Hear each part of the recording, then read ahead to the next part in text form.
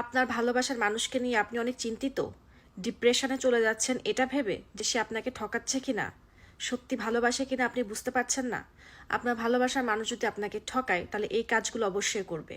100% আপনাকে অবহেলা করবে, আপনাকে সময় দিবে না, কথায় কথায় আপনার সাথে খারাপ ব্যবহার করবে, কারণ অকারণে মিথ্যা কথা বলবে, আপনার অগোচরে অন্য কারোর সাথে কথা বলে মজা নিবে, আপনার সাথে সবসময় অন্য কারো তুলনা করবে, আপনার সাথে কোনো কথা শেয়ার করবে না, সবসময় গোপন রাখবে।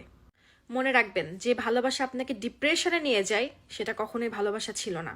মানুষ ভালোবাসে আর একটু ভালো থাকার জন্য, একটা সুস্থ, স্বাভাবিক এবং হালাল সম্পর্ক তৈরি করার জন্য। যারা ভালোবাসার মানুষকে ঠকাচ্ছেন তাদেরকে বলছি, ভালোবাসার মানুষকে কখনো কাঁদাতে নেই, কারণ সেই মানুষটা একটু ভালো থাকার জন্যই কিন্তু আপনাকে বেছে নিয়েছে। মানুষ ভালোবাসে মানসিক শান্তির জন্য।